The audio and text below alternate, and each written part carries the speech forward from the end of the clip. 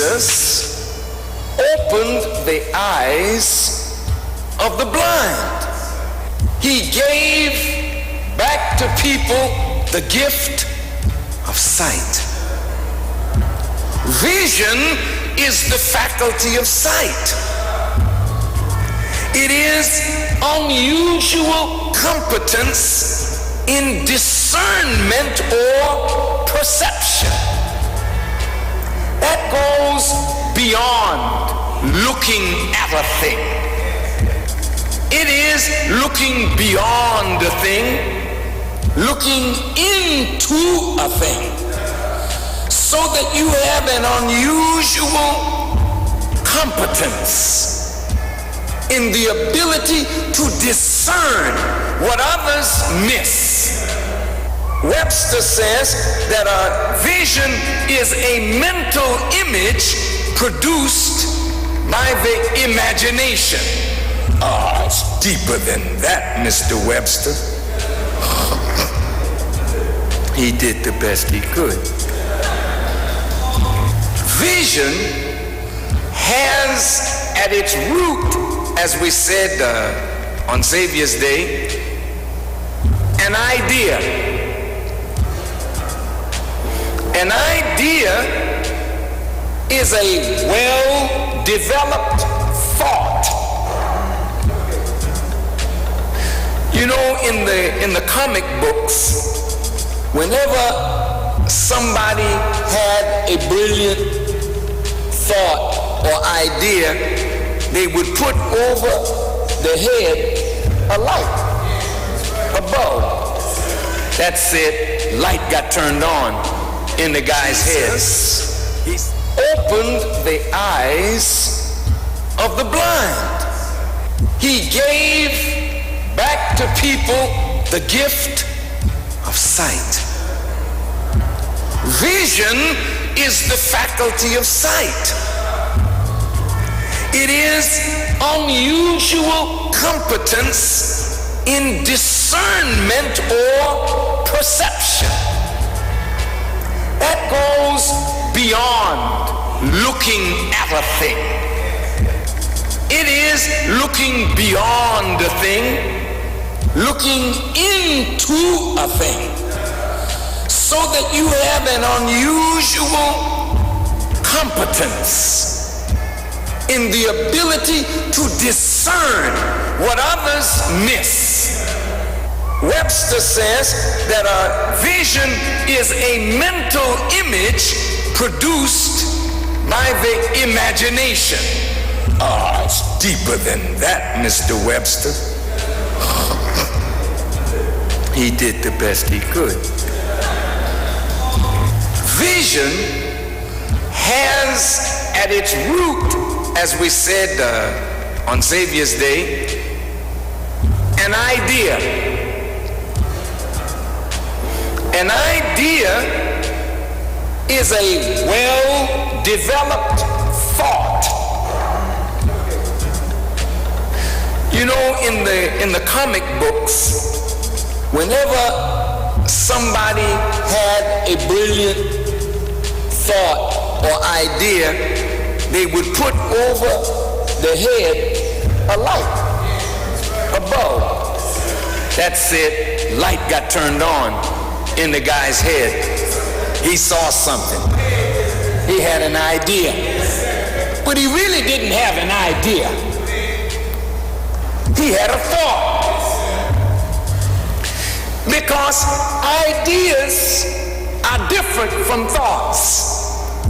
Ideas, like thoughts, exist in the mind, potentially or actually as a product of mental activity. You can't have an idea or thought if your mind is not active. Brain waves on a machine that scans the activity of your mind, of your brain, shows an electrical energy in the brain that says this is alive. Electrical energy in the brain allows the brain to do what the brain is designed to do.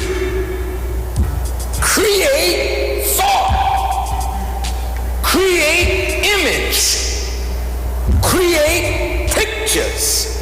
Listen, once you have a thought, that is a concept. When you say sister has conceived, what do you mean? Sister has conceived. What do you mean? She's pregnant, right?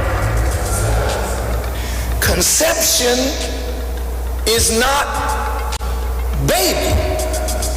The conception has all the necessary ingredients to make the baby. But now it needs a period of gestation and growth in the darkness of the womb so that conception becomes a fully developed child, baby, fetus. When thought germinates in the mind, if you don't continue to think on the thought, I want you to hear me. If you don't continue to think on the thought, then the thought without more thought only is a thought that comes and goes. And you will say when somebody else comes up with the thought but thinks on the thought, they stole my idea. They stole my stuff. They making the money and I ain't got none. Dirty, low-down thief. Wait a minute, fool. You don't have any corner on thought. You don't have any specific corner on imagery. Many of you have good thoughts, but you do nothing about what you think. So the thought was an opportunity that you blew because you didn't do by the thought what you should have done. You got to think on the thought. You have to think on the thought. And thinking on the thought is feeding the thought. Then the thought develops into an idea. And that idea has with it a plan, a scheme, a method of fulfilling and concretizing what was a mental image that had potential, but now you want to actualize what you have envisioned. But if you even develop the idea or the thought into an idea and still will not work the idea, then God will give the idea to somebody else who will fulfill the idea and fulfill the vision brought by the idea. After the thought brings up a concept, you've conceived. Most people talk the thought, and the thought gets lost. It's like showing the baby before the baby is a baby. Who wants to see a clot but an abortionist? And most times we get a thought, we speak it before we think on the thought. Get it developed. And it must develop in darkness, like the womb of the female, the womb of the mind. Develop your ideas. Then develop the method, the plan of execution. The idea will bring up a picture of the completed thing. The picture is in your brain. You can draw it on a piece of paper so that you can keep the vision before your eyes. But putting it on paper isn't actualizing the vision. The vision is only actualized when you bring it into concrete reality. How do you bring it into concrete reality? First, without faith, you can't work the vision. Even if you see it, you gotta now believe that you can bring it. Believe.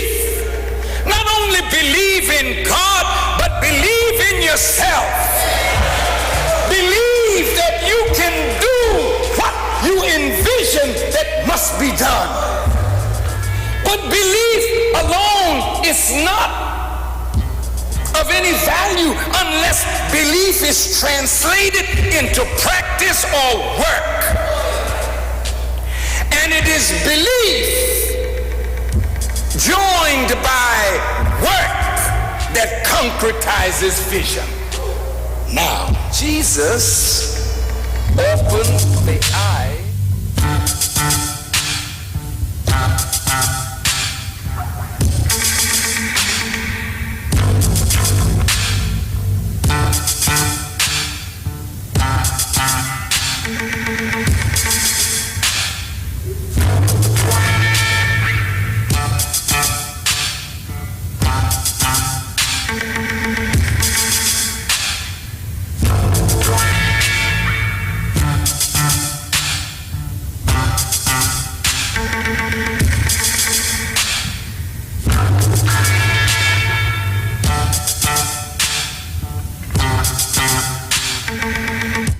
Greetings, listeners. In the name of Allah, the Beneficent, the Most Merciful, I bear witness that there is but one God. Welcome to the Black Agenda here on the Street 919 FM. I am Brother David Muhammad, and I'm going to be in studio with you up to 9 o'clock this morning, inshallah. And in a short while from now, I will open up the telephone lines and take your calls on 3420081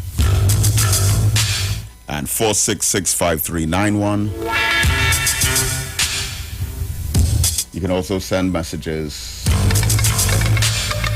via cell phone, WhatsApp, straight to me on 3320214. And of course, you can go to YouTube and Facebook on the social media pages of the Street 919 FM. And you can follow us live in studio. So, beloved people, another week in Trinidad and Tobago.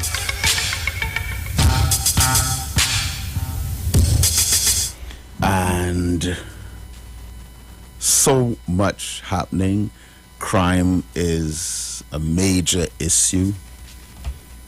Something with this current murder rate is quite peculiar. And in particular, the crimes against women are of serious concern. And we hope and pray that this does not become a new norm in this society. I saw a statistic regarding the murder rate, and taking note of the fact that last year was an inordinately high murder rate. Quite a high murder rate, especially considering that we were in this pandemic. As we would be familiar with the statistics, the highest number ever was 2008 with 550 murders. And then in 2009, there were 509 murders. And those were the only 2 years that crossed 500 until 2018, where the number was 517, and then 2019, where the number was 538. So 2019 was the second highest year ever, and 2018 was the third highest year ever. And the way that these numbers have come around is really awkward, because it was like a 10-year decline slightly, and then 10 years later comes back up. Then for the pandemic, we saw it drop to 404. But then last year, for 2021, it was 448. Now, 448 puts us back on the higher end than most of the years under 500. But then this very odd statistic was shown by one of the newspapers, where it said that we had just crossed 200. And when we crossed 200 for this year, the corresponding figure last year was 135. Now, I swear that kind of hit me, because I'm thinking, okay, so this is kind of on the same level as last year, because last year was a serious increase from the year before. But this year, we just crossed 200. Right now, it's probably around 206 or 207 or so. But when it was 200, for the same date last year, it was 135. That is a huge gap. Now, I also saw that the homicide rate when it comes to children is also alarming. It was something like 7 children so far for the year victims of homicide, or at least I don't think it was victims of homicide. It was cases under investigation for homicide. 7 children killed. And then, of course, the number of women. Now, I want you to think about how the human geography of this picture is being transformed. Go 15 years ago or 20 years ago, if there were 200 murders in Trinidad, chances are at least 120 of them would have been in Laventil or East Port of Spain. 20 years ago, 15 years ago, even as much as say 10 years ago, you have 200 murders in Trinidad, more than half of it, more than half, are Laventil and East Port of Spain. But now, in 2022, and last year, and year before for that matter, for every 100 murders,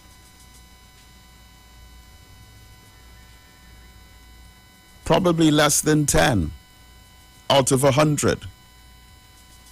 In some cases, maybe around 5 or 6 out of the 100 would be in East Port of Spain or Laventil.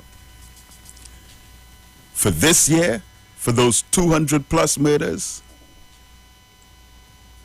I'm not sure if as much of 9 of that 200 were in Laventil.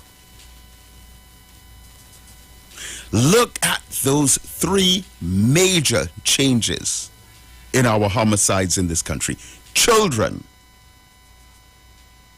inordinate number of child victims of homicide.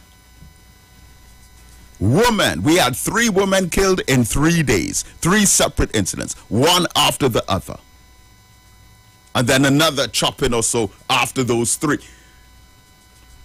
Women now increasingly becoming victims.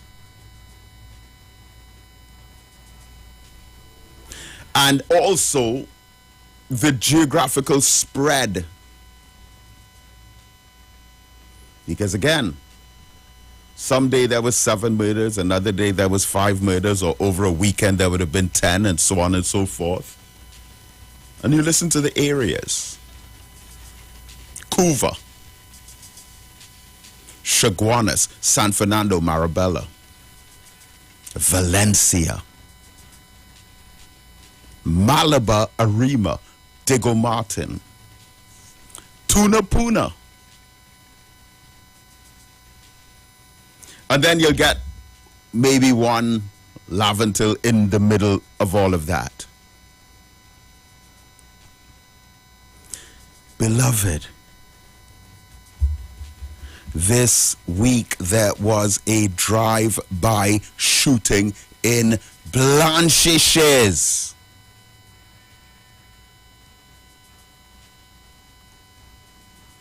Let me say that again. This week gone, the news reported a drive-by shooting. Not on Block 22 or Nelson Street or Duncan Street or Parsley Street in Laventil or Beetham or Sealots. Blanchisseuse.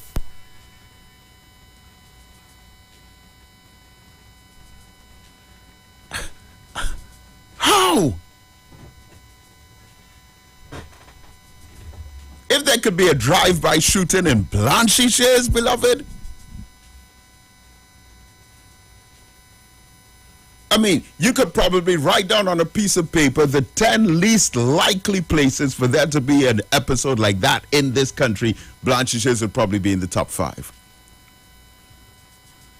I remember back in, I think it was 2018, I actually went up that side twice in 1 week to speak at school graduations. One was in Blanchisseuse Primary School, but the other, I think it was Las Cuevas, so it wasn't all the way up there. But I remember speaking to the school principal in Blanchisseuse 3-4 years ago, just before the pandemic. Oh, the roads is, that's a whole other story by itself. We're not going to get into that. Because I remember arriving there and asking, but who's seen about these roads? These roads were life-threatening That's another discussion.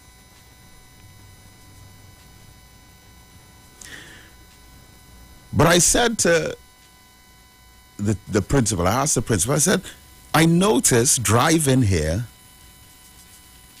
that there were a lot of children walking on this lonely, there's no pavement, no sidewalk. Sometimes there's a steep cliff. And I'm seeing children walking, and where they're walking, it's like I'm not seeing any houses or even any pathways for them to come out of a house. It's just a long stretch of bush, bad road, and cliffs. And I'm seeing these children like walk into school, but there's no evidence of where they came from. Just in the middle of nowhere, walking. And the principal had said to me that some of the children in the village leave home at 6 o'clock to take a 2-hour walk to school just in case they don't get a drop. Think about that. This is in our country, in Blanchisseuse, up on the north coast. Principal of the school is telling me, this is about 4 years ago, 3-4 years ago, that there are children who leave home at 6 o'clock to walk to school to get there for 8:30. Many times they get a drop, or there's a minivan that sometimes assists. But just in case they don't get a ride to school, they leave home 2 hours in advance to get there. I want that to be a lesson to students all across the country, Because my pet peeve as a teacher growing up, remember I became a school teacher at age 19. In the early 1990s. And my pet issue from way back then was children missing school. That was in Sangre Grande. Then I taught at Success Laventille for 3 years in the early 1990s. And I mean, children who like live across from the school, same thing when I was in St. Augustine. I taught in St. Augustine for about 10 years. And I had a reputation that if you don't come, if you're in my class and you don't come to school and I see you, like at lunchtime or recess time across the road to go to the shop or whatever, and I see you, you come in with me. Ask a couple questions first. Make sure you're not taking care of any children at home or that you are left with some specific responsibility. But you tell me, oh, sir, I didn't have the right pair of shoes. Sir, my mother didn't wash my clothes or iron my shirt or something like that. Trust me, you're coming with me. And you're sitting down in the class. I used to do that since 1990 I started teaching in Sangre Grande. Now, imagine your school is here, point A, and your house is point B, about 300 meters away. And you, all of you listening, all of you students listening this morning, because we have some issues to talk about with the schools as well. But all of you students who are missing school for all these trivial reasons, didn't get anything to eat. There are meals in the school. Didn't get any lunch, don't have anything for lunch. There's box lunch in the school. Yeah, I know some of the principals. Like, I don't understand it. I've had so many discussions with principals on this when I was on the job about wanting to keep the lunch list low. I don't understand. Trying to keep the lunch list low for whatever reason. I guess it looks good on paper. But every day you have children in the school who didn't get a meal. and they're saying their name is not on the list. See, this whole means test thing, you as some haughty administrator want to, through your own personal assessment of an individual, determine whether they deserve a school meal or not.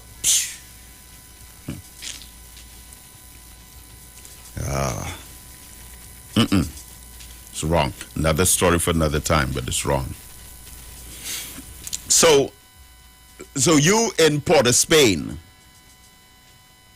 or Laventil, or Diego Martin, or Arima, or San Fernando, or anywhere along the East-West corridor, or Chaguanas, wherever you are, and you live within walking distance of your school, and you not going to school for whatever reasons, and those children up there in Blanchishes leaving home at 6 o'clock in the morning, just in case they don't get a ride to school.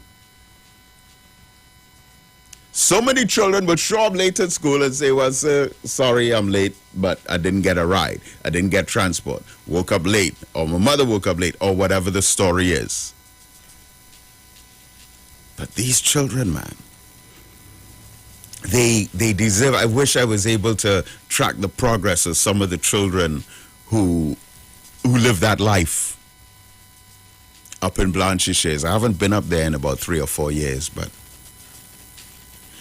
I say all of that to say there was a drive-by shooting up there.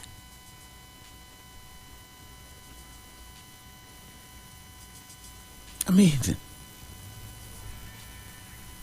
okay, well, we already know what the country is coming to, but we still have to ask it. What is happening? And it's so unfortunate when it comes to the political landscape. The government is being blamed for everything beyond their control, and they are being excused for everything within their control. Look at it. There are certain things that are beyond the control of the government. There are certain things that they simply cannot do, that is up to us, the people, to exercise some measure of discipline, some measure of restraint, some degree of self-control, some degree of personal responsibility. That's our responsibility as citizens. And those things, people who are against the government are blaming the government for. You cannot blame the government if one low self-esteem, weak man who is insecure and pathetic carries out an act of violence against a woman behind closed doors in a house. You cannot blame the government for that. So we have to stop that.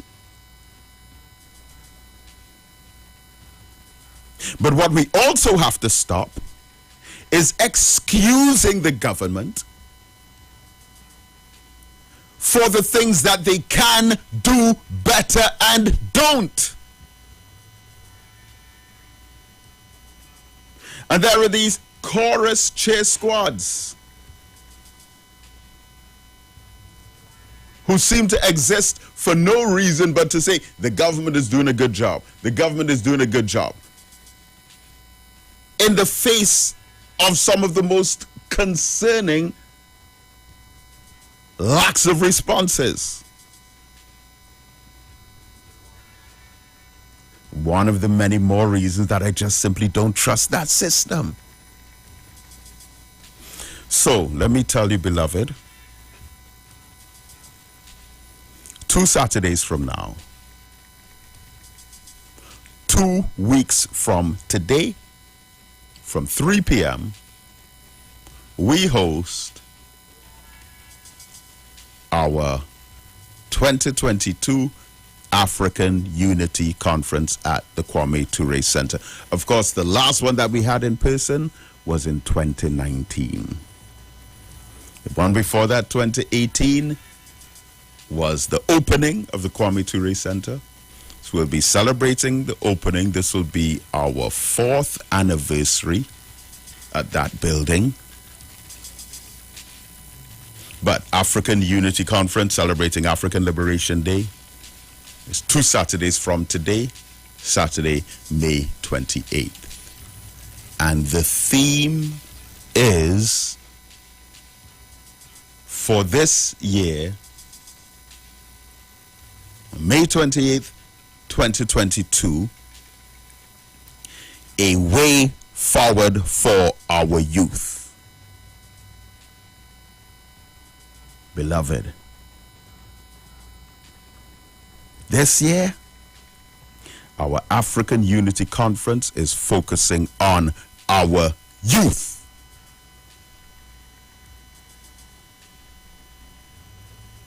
Our young people. I will be delivering an audio-visual presentation on that day with a large screen and PowerPoint. And we will be explaining our plan of action for our youth. Since we've opened that Kwame Ture Center, there are 2 major objectives that I want to achieve that we haven't implemented as yet, but the CXC classes are still going on just about every day, Monday to Friday, at the Kwame Ture Center. The maths, the English, the business, the accounts, the social studies, the biology, the literature, that's going on.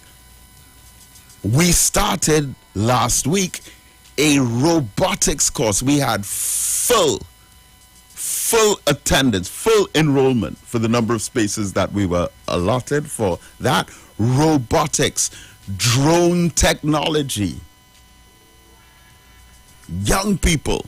We had full capacity of young people for the drone technology course. It's going to be running for some months. So proud of that. That started. That was another new initiative this week. We had the Girls Academy, which had 2 sessions within the last month or so. Young Sisters.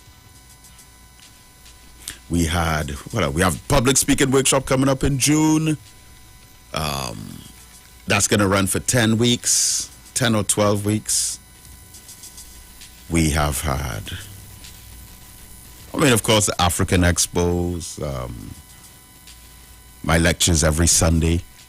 Of course, we just came out of a fantastic month for Ramadan. But after the African Unity Conference, we are launching our Boys Academy with an intervention mentorship program with a structure designed to grow and expand 1 by 1, 2 by 2, 4 by 8 by 16 by 32, and to keep growing.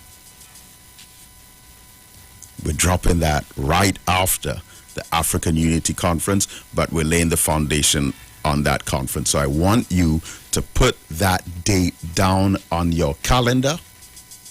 2 weeks from today, Saturday, May 28th, 2022, 3 p.m. at the Kwame Ture Center. We have some brilliant young people presenting on that day. Then I'm doing an audio-visual presentation. We're going to be sharing a lot of information. You know how those sessions go. A lot of information. But we're rolling out our intervention strategy for our youth. You must come and hear it for yourself. And as I always urge you, bring the young people. Because if you have teenage sons or daughters, or if you have young sons, or to the young people, 18, 19, 20, 21 years old, when you come, you'll be seeing people your age. who are great success stories, who are great achievers, who have accomplished in life at a very young age, who are focused on where they're going. And too many of our young people have been exposed to either negative peers,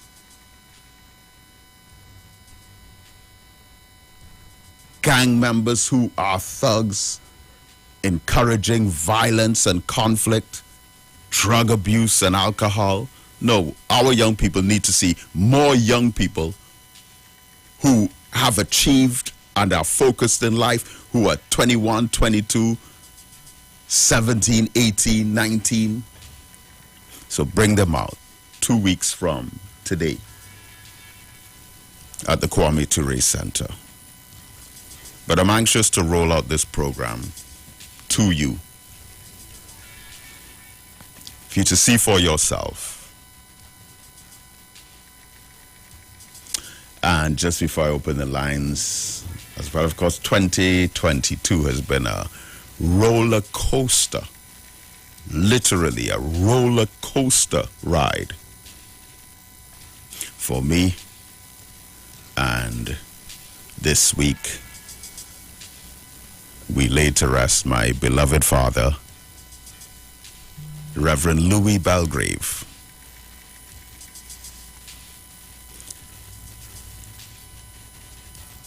His funeral was on Tuesday, and I did the eulogy by Allah's grace. I was blessed with that opportunity, and it's on my Facebook page, so you can take a look.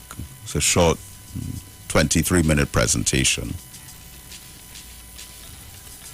But, as I said, my father passed away on the last day of fasting for Ramadan, the day before Eid.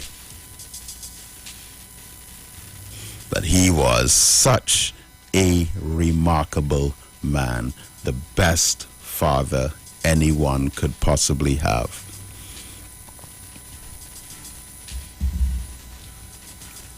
Greatest example. I know as a child, me and my brother had often shared a joke. And this is like when we were children or teenagers. We would say that we think our father is a secret Muslim. My father was an Anglican priest. We had this joke thinking that my father's a secret Muslim because he didn't drink alcohol, he didn't smoke cigarettes, he didn't eat the pig. We never heard him use any kind of obscene language. Never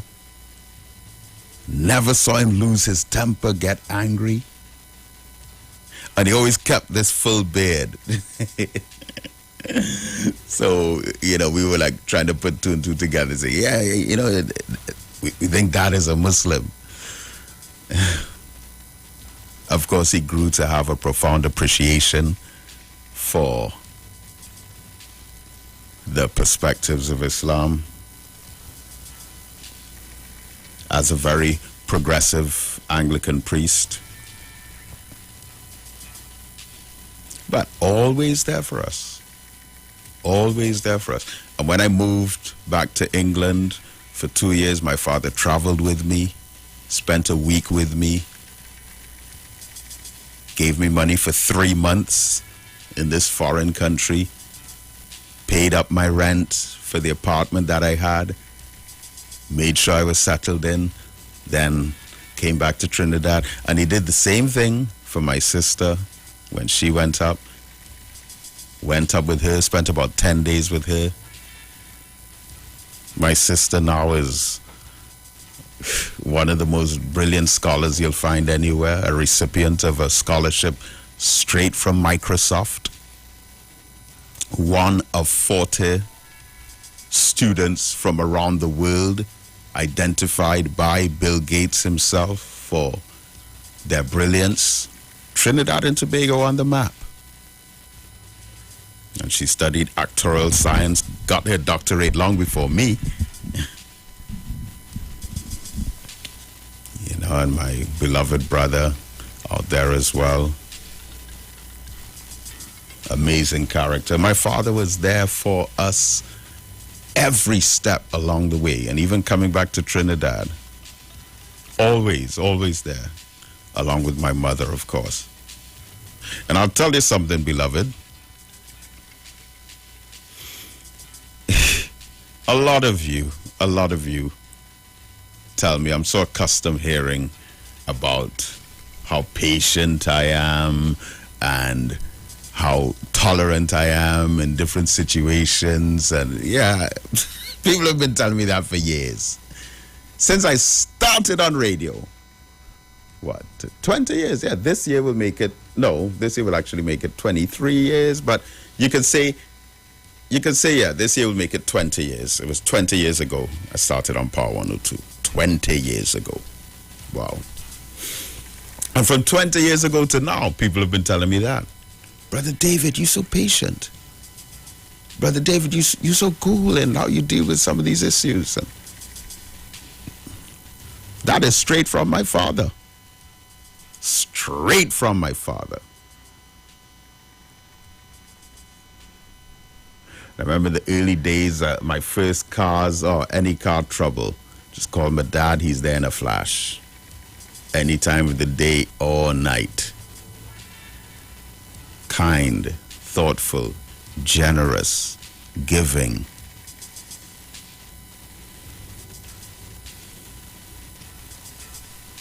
And of course, my father's passing was 115 days after that of my son. 115 days. From January 16th to May the 1st. And I'll tell you this. The loss of my son was the biggest shock. The biggest shock of my life. I don't think that however much longer that I live on this earth, there will be another shock equivalent to that. Because even if there is, that shock from January 16th would have made me somewhat shock resistant. After losing my son, my predominant thought was, there's nothing that you can take away from me now that is any of my possessions that will be a greater loss. Those were my thoughts that have already experienced maximum loss. I remember just thinking, and you could take my house, my car, whatever is in the back, all my belongings, you can take it, and it won't feel a fraction of that loss and that shock. But listen to this, beloved. My father was ailing for the last 2 years. We almost lost him 2 years ago. And then he miraculously recovered and enjoyed 15 full months of a good quality of life. My father was on his deathbed 2 years ago, unable to move literally or do anything for himself. And then miraculously turned around. Minister Farrakhan told me it is the love of the family. We're grateful to the doctors and the great work that they did. But Minister Farrakhan told me personally it's the love that he's getting from his family, in particular my mother, and how we were there for him every step of the way. And then he miraculously recovered 15 months. He started back driving, walking around for himself, going here and there, going around through the mall, paying bills, supermarket, living a normal life, and then started to take a turn for the worse. My father officiated over my son's funeral on January 22nd. Think on that. And my father said he never imagined that he would bury a grandson, more or less a son, a grandson, But this is what I want to tell you right now, beloved. So the loss of my son was the biggest possible shock that I'll ever experience. With my father, it was totally different in that we knew when he started diminishing, and we were informed in advance of his chances.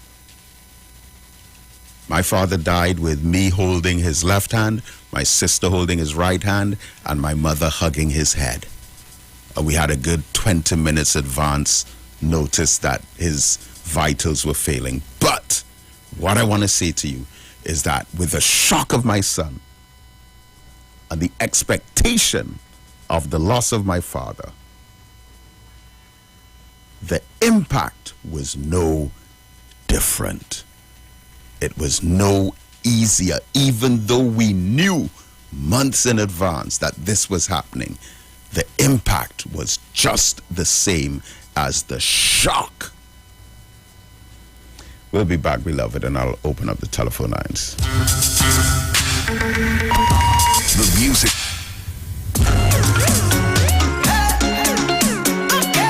Let's go. See when I tell you what I tell you. See when I tell you what I tell you.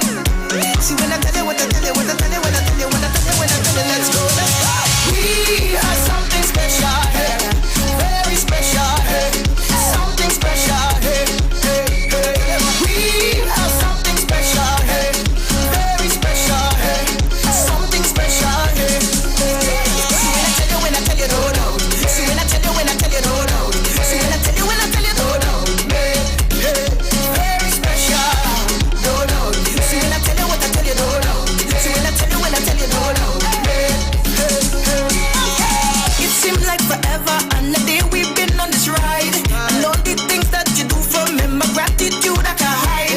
And all the ups and downs turn around, you're always right by my side. And now we're walking and standing tall and holding my head up high. When you turn down, you turn around. Take my front, turn it upside down. Take my words and you make a song. Take my short and you make it long. Keep my feet firmly on the ground. When I'm weak. Looking for a safe and relaxed.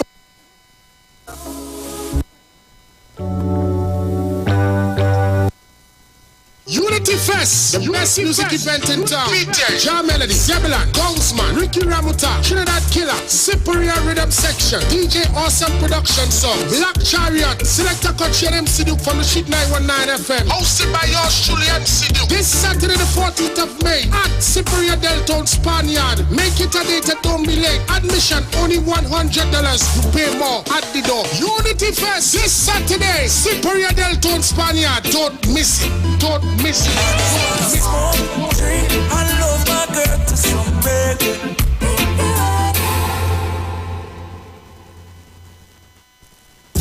Better vision for your physical eyes, and through the eyes of faith, let healing arise in your mind, body, and spirit. At Natural Heal Ministries, we teach kingdom principles for living that brings the blessing of God to your mind, body, and soul. NHM Professional Associates are located at number 10 Moody Stewart Street, Monterey Post. Share the law. Share the law.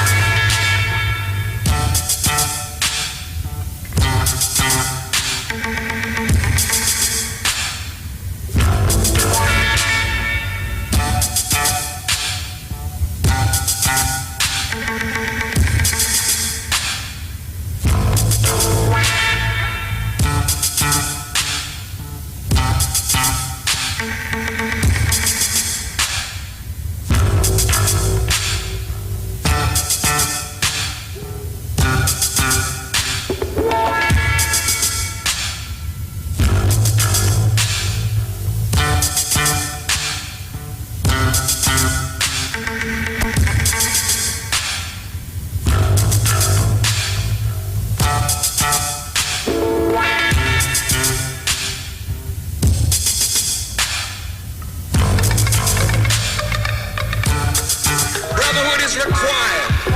Brotherhood is demanded. Brotherhood is obligatory.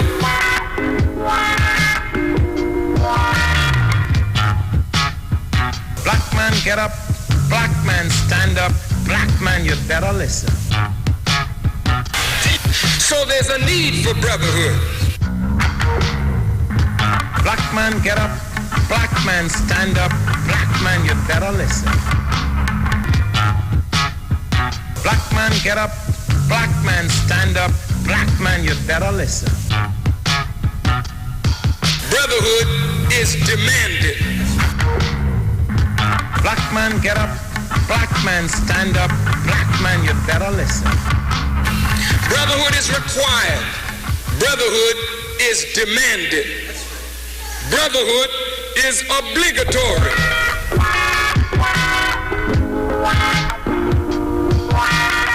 Brotherhood is essential, it is urgent, and it is compulsory.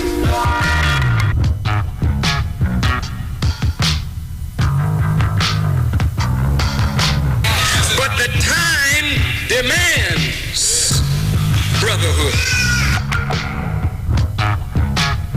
Whenever the dominant white society fears for its economic future, racial tensions are always aggravated. The aim of Almighty God is to bring the black man and woman together. The aim of Almighty God is that we, no matter how divided we have been in the past, must experience unity in order to gain the success that we seek and the progress that we desire. There is no way that a divided people can build a future.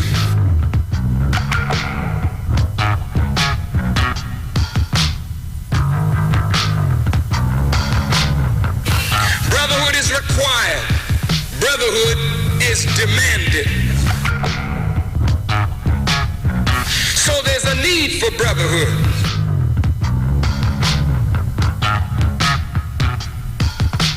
But if you walk the earth proud and arrogant, you never learn your lesson because you think you already know. And how the hell could you know and be in the shape that we're in? How can there be any brotherhood if there's not even the honoring of a word? Black man, get up.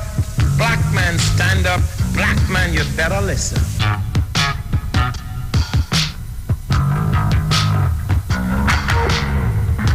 Black man, get up. Black man, stand up. Black man, you better listen. Black man, get up. Black man, stand up. Black man, you better listen. But the Quran and the Bible bear witness that the heavens and the earth were created with truth. Black man, stand up. Black man, you better listen. Brotherhood is required. Brotherhood is demanded. Brotherhood is obligatory. Brotherhood is essential. It is urgent and it is compulsory. I feel that every man that wants to speak should have the right. And if you think you know it better, get on up. Come on. And get on and do the job. But if you don't know what to do, come on, and all your mouth is able to do is condemn and criticize, but you have no works to show the rightness of your philosophical adherence,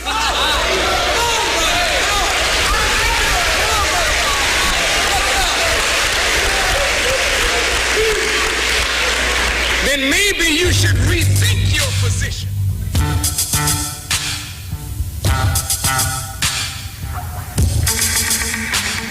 Welcome back and welcome to the second hour of the Black Agenda here on the Street 919 FM. We're going up to 9 o'clock and we're taking your calls on 342-0081 and 466-5391. Our lines are open. You can call us now. And of course, we're officially announcing African Unity Conference 2022 is in exactly 2 weeks from today, Saturday, May 28th, 3 p.m. at the Kwame Ture Center. And our focus is on our youth. Our focus is on our young people. Caller, good morning. Are you there? To you, David Mohammed. Yes, sir. Good morning. Good morning. Blessing on to you. Blessing on to your family. Blessing on to all African people around the world, Trinidad and Tobago. Yes, sir. And this week here was real sad, especially with that little 2-year-old child in Southside. The topic came out yesterday and it said the child was wronged. All right. But me, personally, when maybe the family might have the money, I'm not saying I'm not trusting what they're saying. Is I would have wanted to do my personal private autopsy if that was my son, if I had the money. Maybe the parents who had the money. Okay. Well, I want to say this morning, eh? It has too much of weak men in our society. It has too much of weak men. When you see men killing women, murdering women, we had a murder this week here with a 12-year-old and his mother, where the soldier killed both of them. This is so sad. They had another one after that where there was a lady was struck on her head with a stone. Oh, man. So on and so on. It's sad. Too much of weak men in our society. See, let me tell you something, eh? I have 3 sisters older than me. And I remember, like when they was done teenagers, I was still like about 9 years. Listen, those ladies and them from the 1970s, you think any man or young man could have come around them wearing the pants where the underwear showed in the road? They will chase those young men away so fast and insult them. The young ladies these days have no moral and spiritual values, you know. I have to say that. Because you know why? If a man in those days, in the 70s, 80s, do not have themselves up to standard, those ladies and them not speaking to them, you know. These ladies and them back then used to pull up these men. Now when you see you walking down the road, you see all in a rima here. Young lady, properly well dressed. She going to work. But she boyfriend or her husband, watch how he dress. He come to drop her out the road on a main road to get a maxi or a taxi. But his dress code is on the way in the road showing he bareback. He holding a hand. And we're proud about that. You see, the Prime Minister said something, and I agree with him. You have to know who you're going with. They could have a person got to say. You could just watch a person, watch by the action, the dress code, the way they carry themselves, and you could say, well, you know what, that person do not respect themselves, they will not respect me. It's simple to find out. You don't have to go with a person to know how your relationship or how your life will end up, what will happen. I'm going to tell you something, eh? You see the men in this society, you understand? They need, especially the young ones, they need guidance. Because, let me tell you something, these men having children with these young ladies, right? And when they see the fathers dressing like that, what is going to happen in society, the young ones will follow. You understand? And that is why sometimes when people speak, people feel offended. If the Prime Minister said it, they might be offended. If I say it, if you say it, some people might be offended about it. But you have to know who you're going with. You understand? I grew up in a time in the 1970s, 80s. I never seen men killing women like that. Well, what is wrong with these young men these days? Okay, all they want to be wayward, all they want to have 3 and 4 women, and when the relationship go bad, or they find the woman should leave, all this, or they kill the woman, and all these different other things happening. But I want to say something. To see murderers, The Hebrew word, the people today and the say that you to speak the Hebrew language is Ethiopian.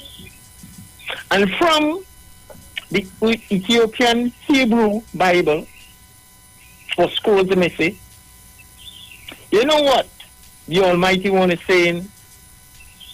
He said, I have a special punishment for those, for murderers, people who spill innocent people's blood. He also said, I have a special punishment for those who do not believe in him. You see, they tell us that they can murder people and they just could go and hide, or maybe some lawyer come and they send them the marriage to the ghetto. You cannot hide from the Almighty One. It is very serious. Do not pray to die, you know. This flesh we have here is just like a shell, a clothing. But let me tell these people and them something out there, especially these people who murdering people, murdering women, murdering children. All you have to face is judgment for that, you know. And let me tell you something, judgment is nothing like man courthouse, you know. This is not like you go behind a barn, you lock you away for 10 and 15 years and you come out and you're going back, either try to change your life or try to go back into the same thing. It's nothing like that, you know. You know what the Hebrew schools are saying about the fallen angels and them? They fear the judgment of the Almighty One. You understand? They fear, but man, who, the Heavenly Father, make a little less lower than the angels. Think murder is something make them feel powerful.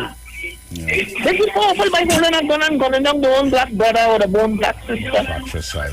Yeah, thanks a lot, caller. Thank you. All right.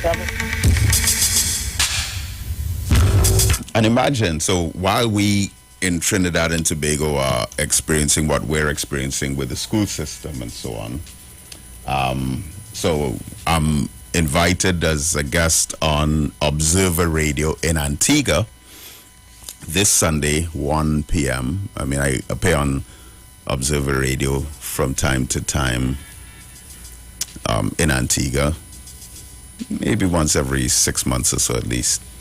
But they send me an email, Dr. Muhammad, we'd like you to address the growing issue of school violence in Antigua. So while we're here in Trinidad thinking that it's a Trinidad problem, it's all over the Caribbean. And some of the same fights, you see them in Jamaica, but right now in Antigua, the country's at their wits' end with the school violence. So inshallah, I'll try to run that on my social media page as well. As you know, it's been a very long time since I've done a live presentation, but the videos that I've been uploading have been circulating to the hundreds of thousands. We have one that crossed 1 million, and we're pretty pleased with that for now. But I will start back doing lives on Facebook soon, very soon, inshallah. Caller, good morning. Assalamu alaikum, Akid Mohammed. Walaikum salam. My brother. Brother David, it shows everything to touch on. Well, let me go quick. First, did you hear about the Pan-African Museum that is opening in Ghana? Maybe I did. Next year, they're opening the Pan-African Museum in Ghana. You know, and like a Ghanaian said, he went to school and he never learned African history. He went to university, never learned it. When he left university, then he started to get into the African history. You understand? That's a beautiful thing. I hope within that time that the government inaugurate that flight, you understand, that take people across the Ghana. It's that whole long route all over the place. Next thing, Brother David, I want to say something. You see that is an infant. Let me say something about it. I was coming down Eastern Main Road from Valencia. I decided to pass through the traffic, leave the traffic and every man pass through Pinto to come out on the highway. I saw a little infant, 2 years, could be about 2 years old, a bottle in his mouth and a slippers in one hand. And he coming out of a yard. The house is on a corner. But when I see the child, I started blowing out to alert. I believe to myself that the parents was behind the child. So I keep blowing to alert them that the child moving so fast. Child moving very fast, coming down a little slightly inclined. Brother David, I started blowing on, I ain't see nobody. Brother David, about 2 Maxis came around the corner. Cars and everything was blowing. You could imagine the noise that they're making there, and nobody looked out from that house. Not one person. The child came across straight. I pick up the child, carry the infant. When I go in the yard, I see like 2 or 3 people into louvers. Then when one of them, oh God, he started crying. The door was open, infant, and the parents of them inside of the house there. You understand? So this little child, that the lady that they want to crucify the lady and store her house for and all this sort of thing. That child get lost. That child wandering and that child get lost and end up in the river. And I said, that's what happened to child. This little child that day, the speed he was traveling with, he might end up on the highway in some bush or in somebody's place. Somebody kidnapped him and gone with him or something like that. Parents have to be blamed. Don't blame the lady who says she see the child. Blame the parents. Long ago, they put a barrier in front of the door. Stupid people long ago, people were stupid, They always said they were stupid because they were backward. They put a barrier in front of the door when they were little children. When they crawling and creeping, so you can't come outside. They're not doing that again. And when these things happen, it's the only time that there's no that is supposed to bring back the African community. Yeah, you understand? I took notes of that. Yeah. It takes a village to raise a child. A lot of people started back saying this week. Yeah, exactly. So that is the only time there is no that when these things happen. So it tells you that the stupid people of long ago, they had common sense and they knew what it is they were doing. But even, there are so many things, you understand? That's why they split me to, because it takes long. Anyway, my train of thought has gone here, But the 28th is the conference. 2 weeks from today. 2 weeks from today. From 3 p.m. at the Kwame Ture Center. Yeah, I'll be there. There's something else that came about that same day, but I wouldn't go to that. I'll come to. Very good. Very good decision. Yeah, because it's important.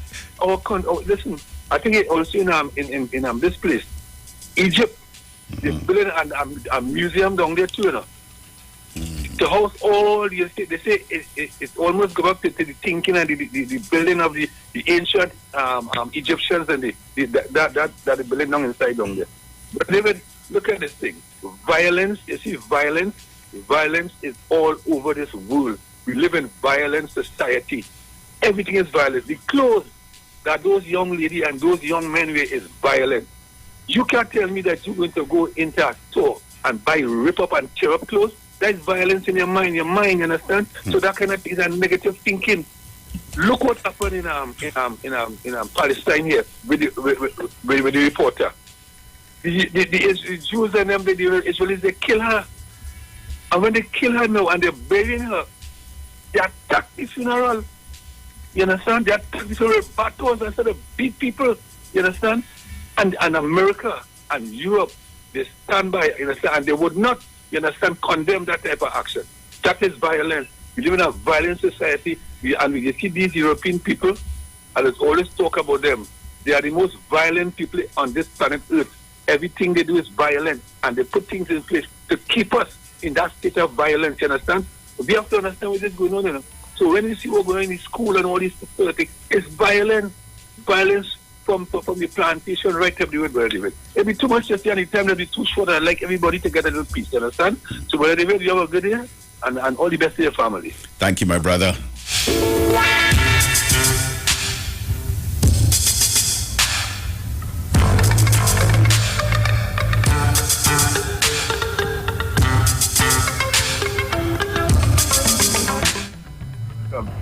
Good morning. Assalamualaikum. Walaikum salam. How are you going, Brother David? Alhamdulillah. Well, as there was for the week of blaming the neighbor, some people still trying to blame the neighbor. So this unfortunate situation that happened. As I felt somebody, that neighbor should have been my sister how to tell children. You understand? It's unfortunate that this situation happened with the child. But everybody said blame the parents. And as the brother now said it, they say long time you come backwards and then I now telling them a co-worker here. He's supposed to have a barrier by the door, that child, you have a 2-year-old child in your house, you have a barrier by the door. Now they're selling them things too. If they can't make one, they're selling it. Yeah, they're selling it. But China thought I don't want to lose this to that same sister they kill in Palestine. The Jews, Zionists, and then Yeah. You remember for years. I was shocked it made Western news. Yeah. You know, for years she was reporting in the favor of Palestine. The target she always talk out against Israel. She always talk out against Israel. Always. The showing as Ari News yesterday. Al Jazeera. Al Jazeera News, the showing for the past couple of years. All she story she gives and always against the Jews and then the Zionists and showing how the oppressive way. You understand? So the target she, the know the was doing, and when they done the try to make it look like it was the Palestine and they were shooting, but the evidence that to show it is them do it. And then so she funeral taking place always really quick. The evil. Do you know an English member of parliament had to resign in 2020 for simply saying, when they were discussing the George Floyd case, when he was murdered by the racist white police officer, all she said was that the white police officer, Derek Chauvin, that he used an Israeli police technique. Yeah. That's all. She could have said he used a German technique, an American technique, a Brazilian technique, a Jamaican technique, English. But by the fact that she said he used an Israeli police tactic, she had to resign. She had to resign. Cannot say anything about Israel. No, you can't say nothing about it. You can't say anything. Actually, I think it's an election in America with senators or something where an African sister growing up, I think she was supported by Trump. And when back, when I have to laugh at she know. I'm laughing at she know because she because you speak out against Islam. You speak out against Obama. Although I'm no big fan of Obama, you speak out and say all kind of things in 2020 or 2015 that has come back to haunt you now today. No, but that sister's on a level, you know. That sister deserves some kind of special award. That sister's on a level. She took white racism and reinvented it as a black person and gave it back to us. She outclassed the whites themselves, boy. All right, inshallah. All right. Okay. Oh man, I can't remember the sister's name, but she's gaining incredible popularity in the States right now. Black woman, she's running for the Senate or governor, one of those states. But that sister, boy, something tells me she knows what she's doing. Because this is a black woman, come out there, she's running for some election, and she's just taking all of Donald Trump's policies, his principles, his ideas, and amplifying it 10 times more intense. And people are starting to take notice, you know. Some of the white people saying, well, there's something about her. And she's gaining a lot of popularity, a lot of notoriety. So let's see what happens with that. Good morning, caller. Good morning. Good morning. Good morning. Good morning, beloved. How are you? I am good. Give thanks. Yes. And my condolences to you. Thank you. Thank you. Another great warrior went on, eh? Yeah, but he lived a full life. Yes. And you didn't have to explain the kind of father he is. We just have to look at his product. We have to look at you, and it says everything. We are grateful for the time he spent with us. Yes. He did well. That person that you're speaking of there is a gatekeeper kind of a person. The person who's going up for elections in the United States. Right. I can't remember her name. Mm-hmm. But there's another sister like her who's on Fox News quite a bit. Mm-hmm. You know, that there's always the black person that they try to get an opinion from that will, you know, be negative against other black people. So you know, they like her for that. Gatekeepers, they call. They keep the system going. They are gatekeepers, keeping themselves. I can't remember her name. And I mean, these aren't foolish people. You know, they're not. Then okay, let me rephrase that. They're not unintelligent people. Not at all. It's possible that they could be foolish, but that's not a judgment that much of us could make. But she's clearly not unintelligent. You see, self-hate is a very deep and complex thing, you know. It's not just what the word implies, you know. It's a very complex and deep-rooted thing, this thing they call self-hate. Yeah, so she's like using self-hate as a survival mechanism in a racist society. Okay. She's actually using self-hate to her perceived advantage. It's deep. Yes, it's it is. deep. Yes, it is. But funny you should. This morning you spoke about where crime is happening now. Yeah. And this is something I am taking note of. My son as well. We are taking note of this. Mm-hmm. And crime is going out of the specified location. Yeah. Crime is seeping out. But a friend of mine alerted me about a week or so ago about she was looking at listening to a radio program with a controversial type pastor and so on, and he had police officers on his program, and it's a Christian thing, and she told me that these police officers are believers and so on. And they pointed out and stated that the most amount of crime is committed in Central. Yeah. And they came with statistics and everything. Every crime you can think about, the most amount of crime is committed in Central. But if one wants to believe that it's only in Laventille with the man with his pants sagging, the young man with his pants sagging. So that is just to tell you. And here you are hearing it more and more now, crimes in other places, you know. But my brothers, whatever it is going on in this world today, it is nasty, to say the least. Nasty.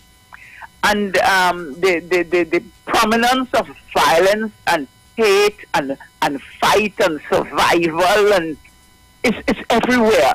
Mm-hmm. It's everywhere. And Hollywood, the media, the television, they have a field day making sure that every day you get doses and doses, mega doses of this thing. Just imagine things like nursery rhymes and so on.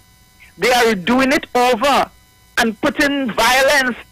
I saw this thing with Alice in Wonderland, and it has soldiers and fighting and all of this. Everything now is pointing towards violence. Yeah. And this is the world that we are living in. When a young woman could go with a knife and just walk up to a person and plunge that knife in them, you want to know where we reaching, where we going, you know. But we keep asking these questions and we seeing clearly what it is going on. Diet is mashing up people. Violence with the television and the media mashing up people, and lies, because the world is not being told the truth of what is going on, and all these lies keeping people in a state of, I don't want to speak on the little child. I don't want to speak on the infant. Anyways, thank you, brother. Thank you for this opportunity. Yes, thank you. Always good to hear from you. Always my pleasure. Oh man, I'm telling you, coming out to this month of Ramadan, I mean, we were saying it all throughout Ramadan, that this fast and the strength and the discipline that it brings is to prepare you for after Ramadan. And beloved, So said, so done. Because coming out to that month, and it was such a blessed day. Eid, we catered for, on fed, approximately 200 people. No grant, no support, no check. You know how that goes. That's exclusively for Indian Muslims from the government, not African Muslims. But anyway, and even when something about Eid, food just does not run out. And even when we thought that all the food was finished, we discovered a crate of ice cream that someone bought. And the brothers went around in the community, got the children to come and get the ice cream. It was just so beautiful. So beautiful. All right. So, I'm sorry to those last two callers right there.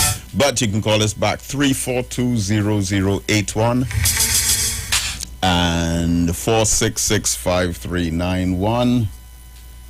We're going up to 9 o'clock. Good morning, caller. Hi, good morning. How are you? Good morning. How are you? I am fine by Allah's grace. Hello? Yes, I'm hearing you. I'm fine, thank you. Yes, hi. This is Mr. Iwer here. Oh, how are you doing? I'm good. Condolences to the family. Thanks me. Thank you. And I want to touch on three quick things this morning. The first one is, I didn't follow it up, but last night I realized that they were advertising some football. It's about the competition going on right now. Yes, you're talking about the A-League, the Ascension League? Good, yes. In La Hoqueta? Good. And I know there's a lot of youth that will be going to that, right? Oh, it's huge. Honestly, they're doing, I have to tip my hat to them because it's amazing. I haven't been there as yet, but I myself have played football on that field a few times. But I haven't been there as yet, but every Friday night. And it's live on TV6 as well. And I think they have well over 1,000 people every Friday night. Yeah, they have plenty youth. Yeah. So that's why I have a little problem with the advertisement that they're showing. Which advertisement are you referring to? They're showing an ad with some, what to call it, boy? Like some dresser girls in G-string when it's now start. For the football? Yes. When it now started, it went to look up and you'll see like they kind of bumping. Okay, well, they do sometimes advertise, and I am by no means a spokesperson for the league, but they do advertise entertainment because like they have some soca artists and reggae artists performing at the games as well, for halftime and so on. And I think there's like a after party. Let me put it like long time talk with some pom-pom heels. But they kind of dress like kind of Brazilian type carnival stuff. Right. So I didn't mind, but you know, you could have had them like cheerleaders that at least with like a pants, but at least you see all the boom outside, and I do find that is all right. Well, I totally agree with you there. Unfortunately, promoters and so on, especially men, think that they justified in objectifying women to be used as marketing tools for advertisements. Yeah, because there's a lot of youth in it when they're showing the crowd, you see a lot of youth in it. Yeah, so I hear you. Okay, and the second thing is, in this country, I find our black people where advertisement where advertisement is concerned, we should stop portraying certain advertisements. Because all the negative advertisement that we are seeing is black people. If it's child abuse, it's mostly black people. If it's beating up the wife, it's mostly black people. If it's running with the gun, it's mostly black people. So what? We don't have other people in this country. You see obscure people doing this thing. When you see obscure people, you see them in university, you see them in the bank, You understand, Brother David? That Yeah. all the negative family breakdown with black people, children running away, the showing is black people. Come on, we have to stop, right, doing that, because that will give you show me it enough and I will start to believe it, Brother David. Right? That is why we are having so much of our black people, understand, getting in these things, because this is what they keep showing on the media. Right? They get us to do it, maybe pay us a few dollars and we feel early on TV and we just start. No. I believe we're doing more damage than anything else. Right? And the last thing is, which is most important, quickly, a pastor friend of mine told me just recently that he had this vision, this dream, that he saw a big statue, a big red statue in the air. And then it came down to earth. It came in Trinidad, not into earth. It came down to Trinidad. But it had a bright light, and the light was so bright, you understand, that like you couldn't make it out. You understand? It came from the air. Now, last night I was looking at TV, and I realized a certain grouping is bringing in a certain statue. Right? Yes. Right? And seeing it coming from the air. What kind of statue are we talking about here? Okay, it's a statue of Kali. Of who? Kali. Oh. Yeah, and they were talking about it. And I remember him telling me this dream. So, you see Trinidad right now, Brother David, I just want to say, pray. All right? Have a good day. Thank you so much.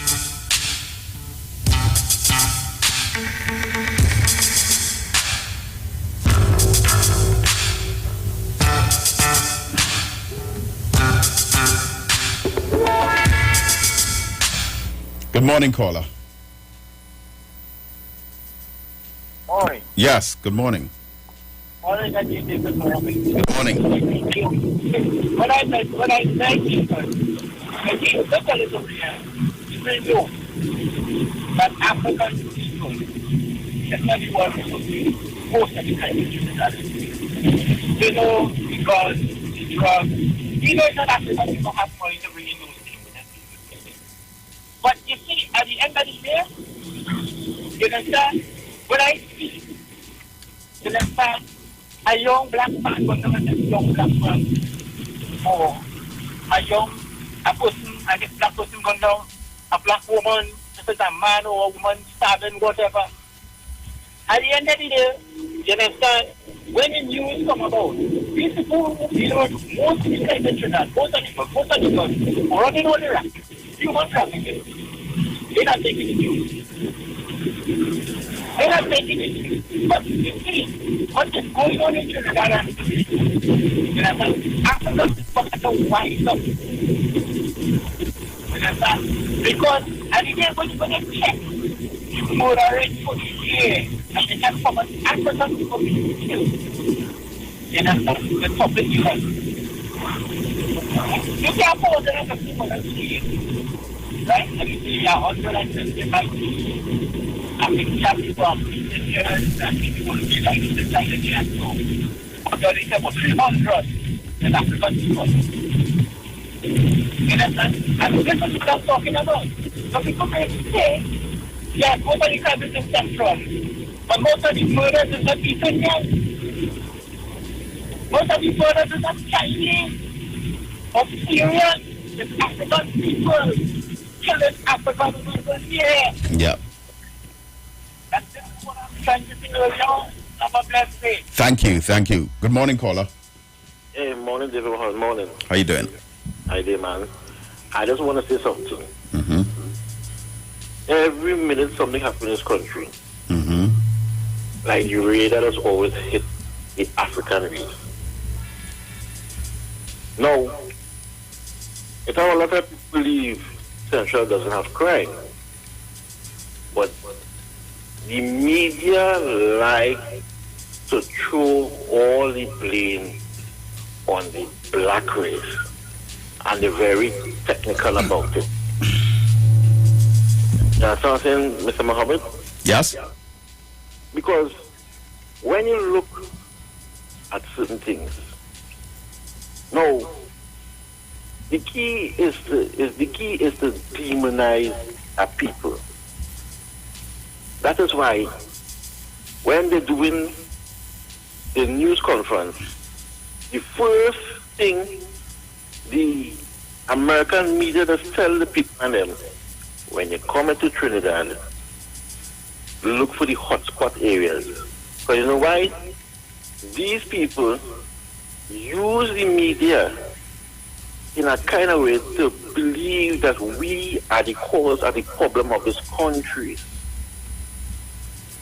Because it's a mind thing, you know. But some people just fall for the trap. I know about that long time. Laventil don't have a gun factory. Where the guns come from? Laventil have a lot of skilled people and people with brains. But yet again, the media like to run the black community. If an East Indian get killed, the first thing that's come out the mouth, he is a decent businessman, she is a housewife. So the always, but when an African get killed, he was in violence, and he was arrested many times, and the police was looking for him. So we have to open the eyes and get to realize that the media. No, okay, let me stop saying the media. Some people in the media are against us. You understand what I'm saying? Because Malcolm X once said, the media, what the media do, it has demonized the black man, like the black man weapon. You understand? Once the media target the black man, they will destroy. They destroy Malcolm X, they destroy Martin Luther King, and for years upon years, they always do this thing. And it's up to us now to open the eyes and get to realize that this world is against us. Some people might not like what I said, but look what's going on. It is something happening. All the murders happen for the week. It's mostly black women, you know. It's mostly black women and a little baby. Why is that? And then after when something happens central, the media just cover it because they know what they are doing. Have a nice day, Mr. Mohammed. Thank you, brother.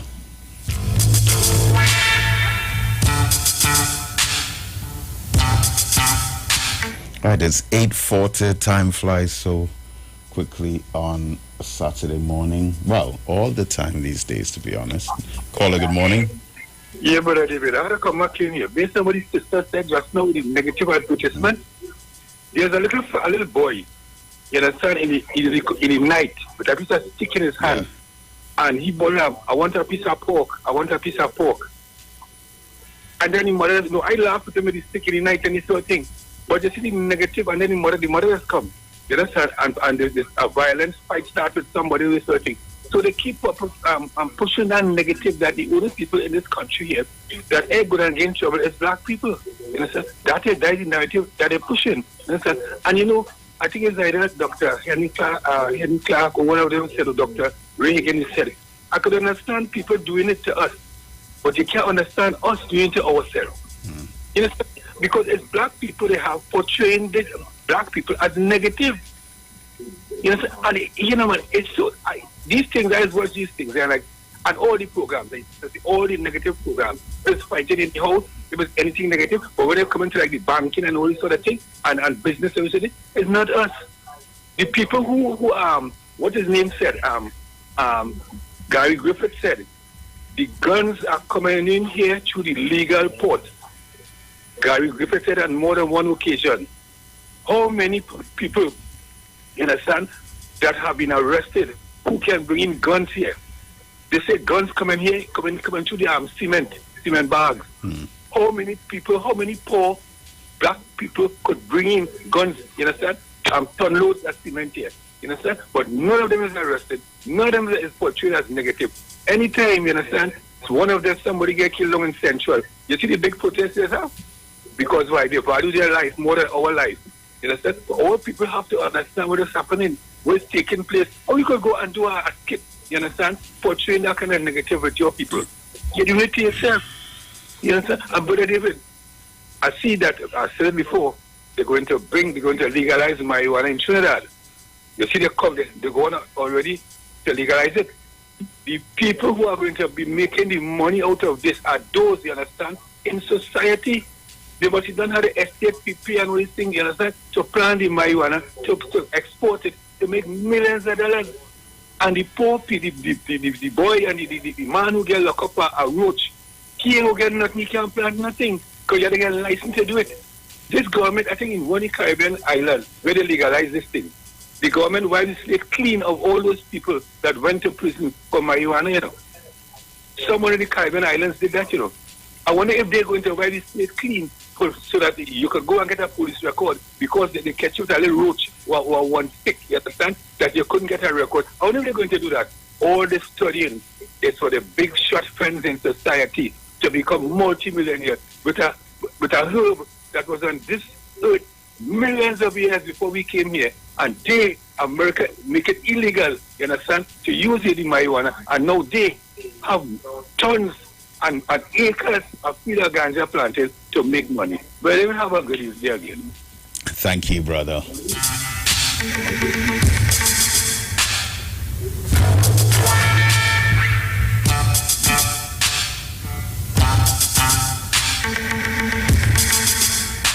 Three 420-0081 and 466-5391. Caller, good morning.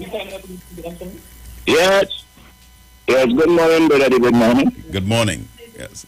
And good morning, Trinidad and Tobago. I am President Trinidad and Tobago Bishop. Brother, good morning. I'm to talk to you for a while and to talk to Trinidad and Tobago, which, well, I'm on exile because I have to do things that have to come forward in the future. Now, your topic is nice today. Listening how we treating the women and how we dealing with crime. Good topic. But I looking, it had some time I remember that we used to outline the times of how revolution exert itself. And I see in these times it's about the same thing. Where such as, I could start the quote from here, Russia, Ukraine. And then I could go across in Pakistan, Israel. I could go on Iran, Iraq. I could go all day. And you're watching at the strength of the evil, the strength of killing. You're watching the Europeans. I want to go there.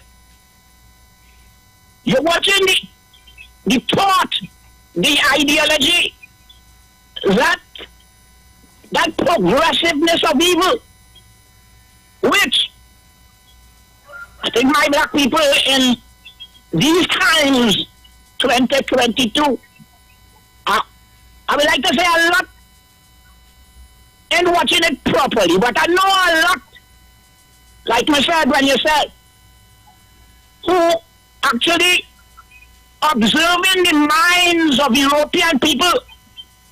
We have a regiment here. We have a regiment here of what we call security over the land. Some of us go and we learn to fight and so forth. More or less, plenty of us fighting, we all said. But when you look at the Europeans, how they stand together to fight for the country.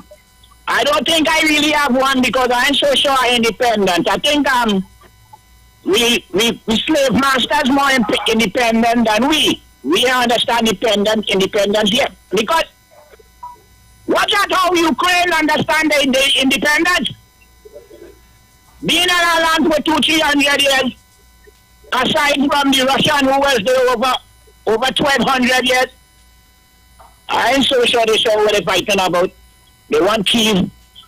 Somebody want to break some Kyiv. But yet, they stand with one another to seriously guard the sovereignty. And watching African people don't even have a sovereignty of self. Most African people all over the world, when they watch them go, they don't have a sovereignty of self.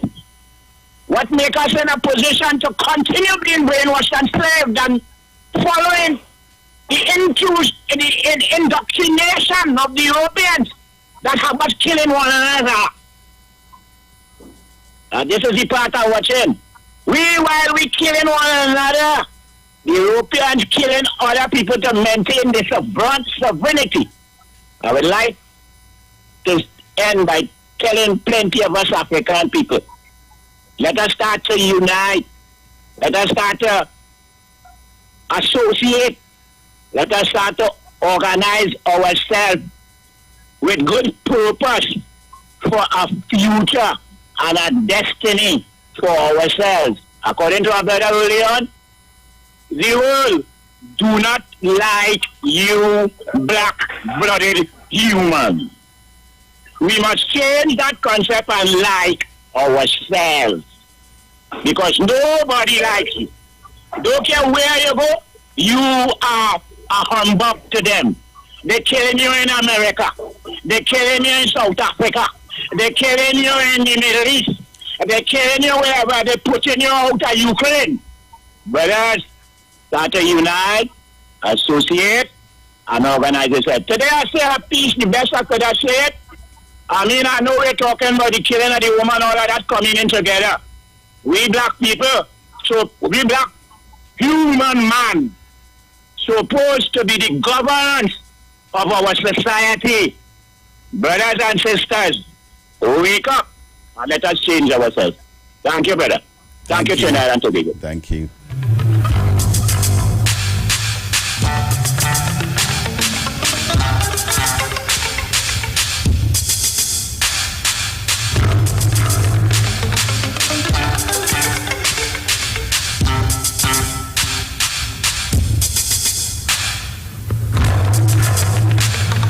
Good morning, caller. Morning, Brother David. Mr. Pinal here. Good morning. Brother David, guns will always be available in Trinidad. People have been crossing here in my grandmother's time. The Warahu used to come, you know, and she died more than 40-something years ago of old age. And when she was a little girl, so that would be, if you add up all of that, more than 100 years ago, that the Warahu used to come here quite easily. It's easy to get here from Venezuela, and they're connected to the whole continent. So guns will always be there, and guns will always come here. So we can't treat the problem of guns in communities as being one of guns coming. You have to treat it as guns being taken up. You know, you have to stop the taking up. It's going to be a long journey. Nobody says you can stop anything overnight, you know. That has been going on for a while. But to say that you're going to pillory the people who are bringing the guns, you can do that and you can slow it down from time to time. But guns can come in the belly of fish. Guns can come in the backpacks of fishermen. Guns can come in a million different ways. And these guns come with these drugs. The drugs are in transit. The guns might remain. So I think the idea of stopping the guns to stop the gun violence has to be with the uptake of the guns by the various people who are taking it up. That I would stop it there. Yeah, you know, we have to have a program for that. Stop the uptake. Thank you. All right. So based on that logic, I guess you can also say it's okay to traffic cocaine. Just don't snort it, right? It's okay to circulate drugs throughout all these communities. Just don't take it.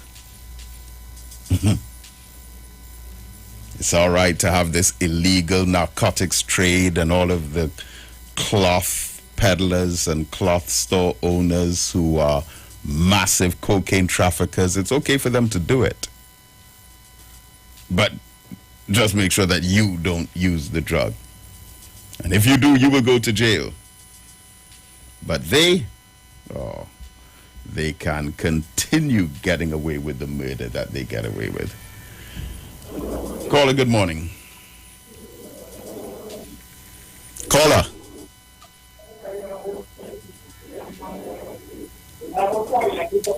All right, you can try calling us back.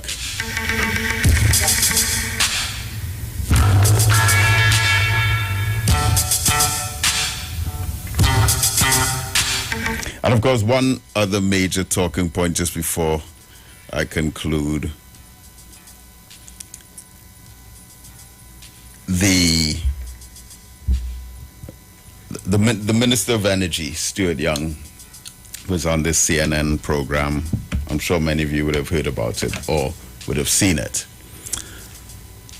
But in his conversation with Mr. Richard Quest, he painted a picture of Trinidad and Tobago's prosperity, which I think got him into some trouble because on one hand, it was put across that we are currently enjoying tremendous windfall with the revenue from our energy industry, and by extension, of course, clean energy, gas as opposed to the combustible fossil fuels, which is good.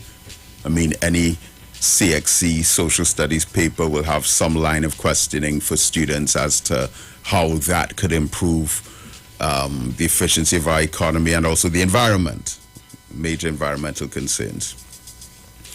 But, you know, in the interview, it seemed like Mr. Quest from CNN, in being so impressed with the remarkable accomplishments of Trinidad and Tobago society and all of this money that we have.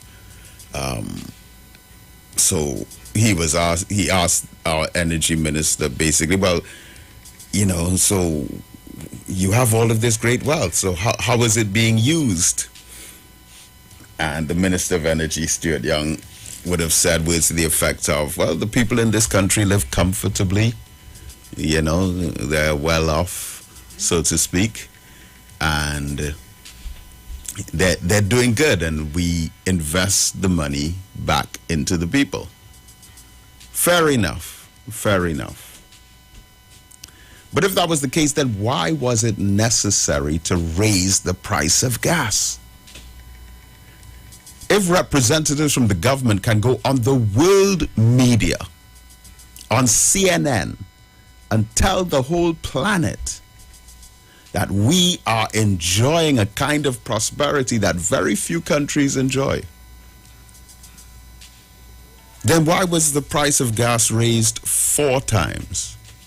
And of course, needless to say as well, there are those who challenged the question of everyone within the society living comfortably, because we do have very high poverty levels. We have many cases of absolute poverty in this country, but what we have is a huge wealth gap. And maybe this society, I don't know, I don't have the facts, but probably we have a bigger gap between the rich and the poor, bigger than any other society in the Caribbean, because our rich people here are very rich, but our poor people here are also very poor. And I'm sure there are other societies, take Barbados for example, where their poorest people won't be as poor as our poorest people, but at the same time their richest people won't be anywhere near as rich as our rich people.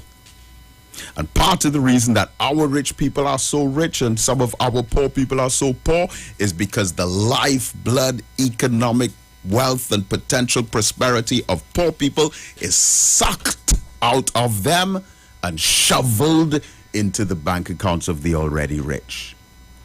So those with hundreds of millions are assisted in getting even more hundreds of millions, while those who have nothing are blamed and shamed